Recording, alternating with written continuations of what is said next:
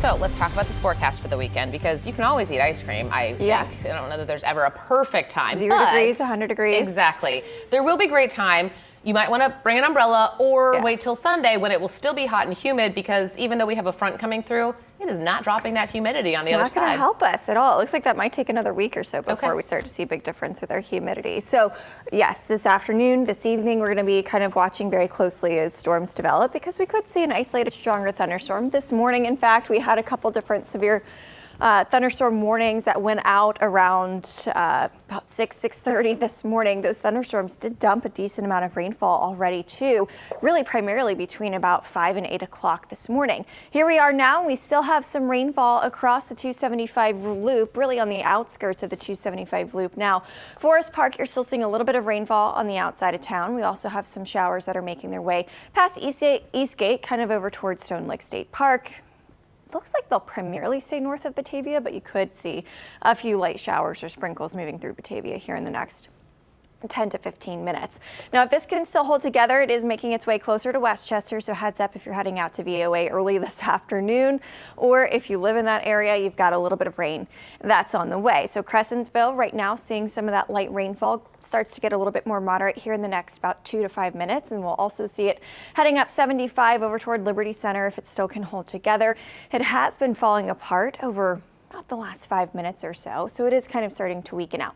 Over by Glen Estee, you've got a little bit of rainfall rolling through there as well. This is impacting areas closer to Summerside Estates, again, kind of right around the Eastgate area. That's going to start to make its way closer to Stone Lake State Park. I do think at this point, likely staying just north of Batavia, just north of Whithamsville and Amelia too. Now, I mentioned this morning's rain dumped a decent amount of rainfall on top of us. Radar estimating that in the last 12 hours, which most of this fell between about 5 and 8 o'clock this morning, some communities picked up almost a full inch of rainfall, others picking up closer to a half inch or so. So those thunderstorms already have dumped a decent amount of rain on top of us. As we get into this evening, I do think two things we'll have to keep a close eye on. Potential for gusty winds, but then also those downpours could drop another quick inch or so of rain. If that's the case, we could be dealing with some localized high water issues, especially if it falls in one of the neighborhoods that already saw about that inch of rainfall this morning. Tomorrow, we're still going to keep a close eye on that potential for some heavy rain, thunderstorms, lightning primarily during the afternoon and evening, and then by Sunday, everything starts to dry out and calm down for us. So I do think the next 2 to 3 hours will be pretty telling. We'll begin to see some development across greater Cincinnati, and that's going to bring us that potential for that low wind severe weather threat for us here this afternoon and evening, but still something to keep a really watchful eye on. Here's an idea of what radar looks like by 9 o'clock. So we still have that rain coming down. Notice areas around Butler County, Westchester, Mason, still seeing some rain potential at that point.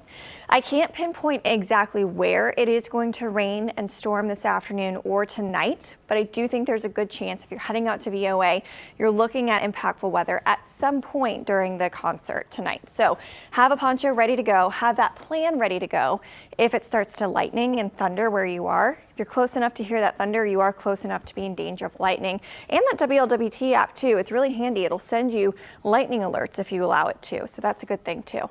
Now, overnight tonight, we'll still hold on to that chance for some thunderstorms at least through about midnight, and then tomorrow throughout the day, renewed activity starts to develop in the afternoon and evening.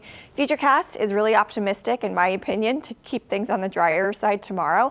I still think we have to hold on to that chance of rain, more scattered to likely thunderstorm chances, in fact, tomorrow afternoon and evening, with the rain threat fading as we go into the overnight Saturday, bringing us to that dry Sunday, but still very humid outside on Sunday. And then next week, we'll have a couple different weather impact days as well. Once we can get past these chances of rainfall next week, it does look like things at least try to get a little bit more pleasant for us here by next weekend. Kelly? Okay.